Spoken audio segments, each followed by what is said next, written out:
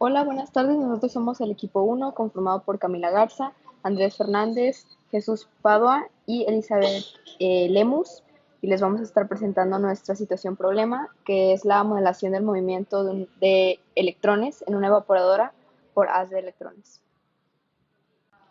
Bueno, nuestra situación problema comprende el modelado de un electrón parte de un haz de una evaporadora. Para ello, nos compete el uso de ecuaciones, leyes y conceptos de la índole del electromagnetismo, llegando entonces al modelado a partir del planteamiento de las ecuaciones de posición del electrón respecto al tiempo. Para ello, ha sido necesario hacer una investigación para entender el funcionamiento de la evaporadora, así como recaudar los parámetros estándar para su uso y utilizarlos dentro de los cálculos. Bueno, ahora sí que para dar un poquito de contexto, tenemos que la evaporación por haz de electrones es una técnica de tipo PVD muy precisa. Su funcionamiento se basa en el bombardeo de un target o un material fuente con un haz de electrones para su evaporación y posterior deposición en cierto sustrato de interés.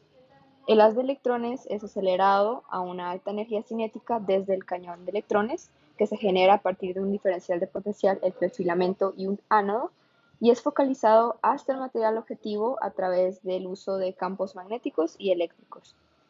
El campo magnético es el que permite crear la curvatura característica del haz, mientras que el eléctrico permite la aceleración inicial desde el cañón. Una vez el haz llega al blanco, su energía cinética se convierte en energía térmica, incrementando consecuentemente la temperatura del blanco y permitiendo su evaporación. El proceso se lleva a cabo dentro de una cámara de vacío, de forma que los átomos evaporados experimentan un transporte libre de colisiones hasta su condensación sobre el sustrato. Ahora, esta técnica de deposición ofrece ventajas que son aprovechadas para la fabricación de películas delgadas, ofrece la extensa posibilidad de control de su estructura y morfología, permitiendo precisión sobre propiedades como la densidad del recubrimiento, una alta eficiencia térmica y una baja contaminación. Y esto es posible gracias a la alta densidad de potencia característica de la técnica, que permite tener un alto control sobre la velocidad de evaporación. Pasando a las propiedades del electrón, un electrón es una partícula subatómica con carga negativa de 1.6 por 10 a la menos 19 coulombs. Igualmente, posee una masa de 9.11 por 10 a la menos 31 kilogramos y tiene la peculiaridad que exhibe propiedades tanto de onda como de partícula. También es importante recalcar que la energía cinética del haz es proporcional a la aceleración en el campo eléctrico. Con esto podemos pasar a las ecuaciones. Para el desarrollo matemático en presencia del campo eléctrico tenemos que tener en cuenta el siguiente diagrama que está presentado a continuación. Primeramente, para modelar el movimiento de un electrón en una evaporadora de haz de electrones, tenemos que tener investigadas las condiciones iniciales, las estándares.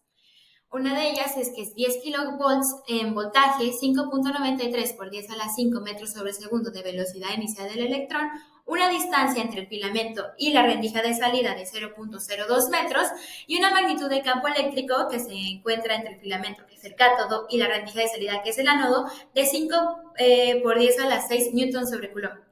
Con esto podemos sacar la aceleración del electrón desde que se emite hasta la rendija mediante la igualación de la fuerza eléctrica con la fuerza mecánica, teniendo la aceleración igual a la carga por el campo eléctrico sobre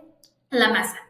Una vez teniendo esto, podemos sacar la velocidad que tendrá el electrón al pasar por la rendija del cañón mediante ecuaciones de cinemática. Esta va a ser velocidad inicial al cuadrado, que es igual a velocidad final al cuadrado, más 2 veces la aceleración por la distancia.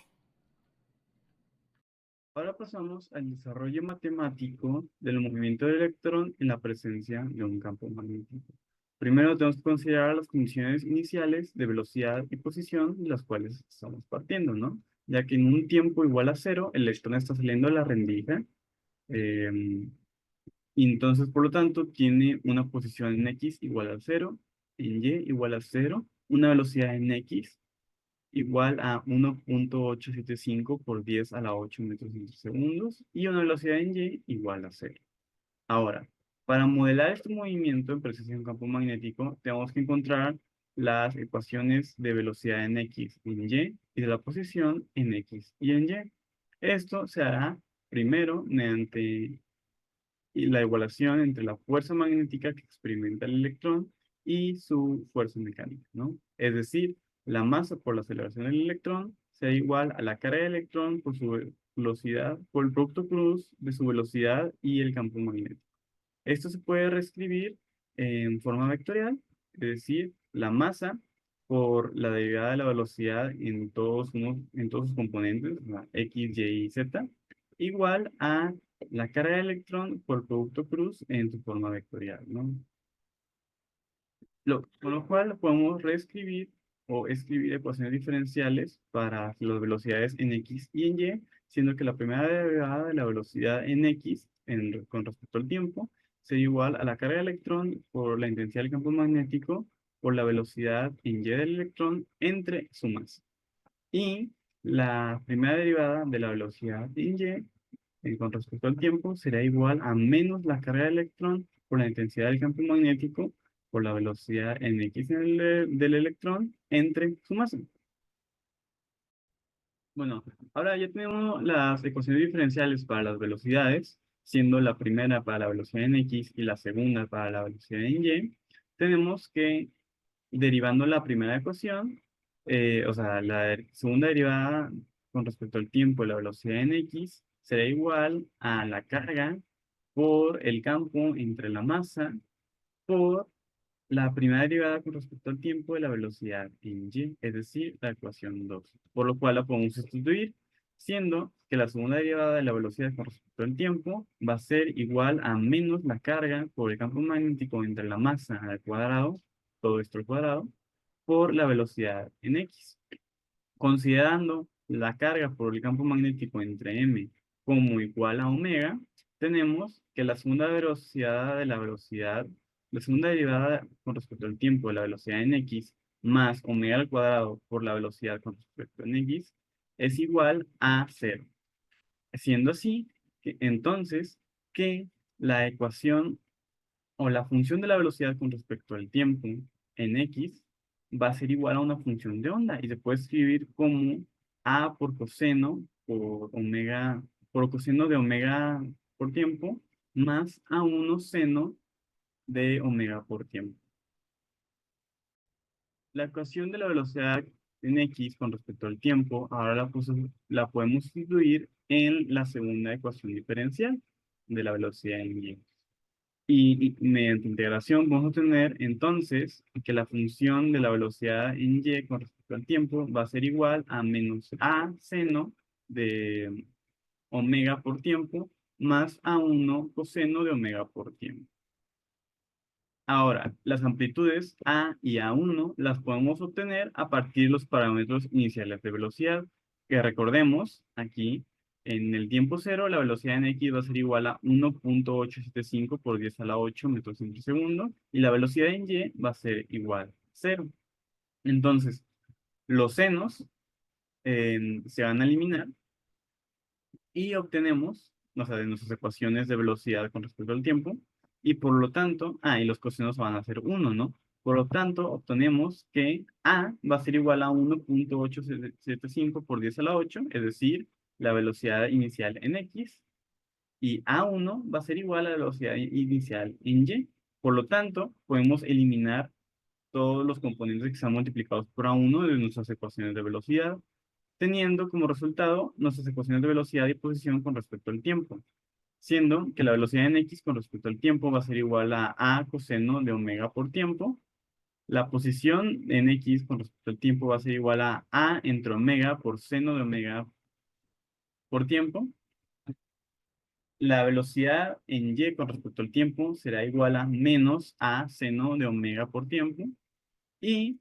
la posición con respecto al tiempo en y será igual a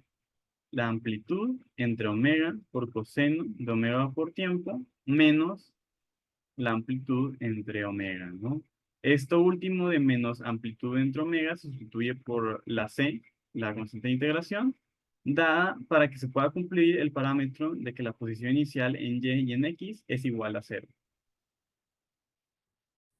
Bueno, ahora considerando que el electrón recorre una trayectoria iniciando la posición de 0,0 hasta menos 0.09,0.10, se tiene que encontrar el tiempo final al cual se cumple esa trayectoria y el valor de omega para que se cumpla esta trayectoria, ¿no? Entonces escriben dos ecuaciones de posiciones finales, ¿no? Siendo que la posición final en Y será igual a la amplitud entre omega coseno de omega por tiempo final menos la amplitud entre omega, y la posición final en X será igual a la amplitud entre omega por seno de omega por tiempo final, ¿no? Ahora, despejando de 4, tenemos que el tiempo final va a ser igual al seno inverso o arcseno de la posición final en X por omega entre la amplitud, todo esto entre omega, ¿no? Ahora, consideramos entonces que seno de omega por tiempo final será igual a, a la posición final en X entre la amplitud entre omega, siendo igual la razón de seno igual a el cateto opuesto entre la hipotenusa. Se puede encontrar un triángulo recto con catetos con valores de la posición final en X, la raíz de la amplitud entre omega al cuadrado menos la posición final en X al cuadrado, y con una hipotenusa de la amplitud entre omega, ¿no? Em, Realizando despejes y sustituyendo esto en la ecuación 3, se obtiene que omega es igual a 2 veces la posición final en Y por la amplitud entre la posición final en X al cuadrado más la posición final en Y al cuadrado. A partir de las ecuaciones planteadas para las posiciones en X y en Y, se obtuvo la trayectoria del electrón desde que salió desde el campo eléctrico hasta que entra al campo magnético en la posición 0, 0. Esto hasta que impacta en el material objetivo. Se puede observar que el electrón en presencia del campo magnético tiene un movimiento circular uniforme en dirección antihoraria, lo cual es muy congruente con la fuerza magnética sobre una partícula cargada, ya que la dirección de la fuerza que experimentará este electrón será el resultado del producto cruz negativo entre la velocidad y el campo magnético, haciendo de esta trayectoria una trayectoria, como se mencionó anteriormente, de movimiento circular uniforme en dirección antihoraria. A partir de esto se pudo modelar la trayectoria de la ruta del electrón en MATLAB, gracias a las ecuaciones obtenidas anteriormente. Entonces, esta simulación comprueba de nueva forma cómo la trayectoria y la dirección va a cambiar debido a la interacción con la fuerza magnética. Y esta trayectoria se mantiene constante ya que el campo magnético en ese punto es constante. Todo hasta que llega al punto objetivo y es en ese momento en el que vaporizará el material. A partir de esto se pudo modelar la trayectoria de la ruta del electrón en MATLAB, gracias a... Para concluir, el uso de la modelación matemática de la partícula por medio de ecuaciones de electro y magnetostática es importante para el entendimiento de la evaporadora de haz de electrones, porque nos permite comprender la trayectoria que seguirá la partícula cuando es afectada por el campo magnético, aproximando los parámetros del tiempo del proceso, el grosor de la capa y la intensidad requerida para evaporar el material. Por lo que este trabajo nos brinda una importante herramienta para el modelaje matemático y una utilidad industrial.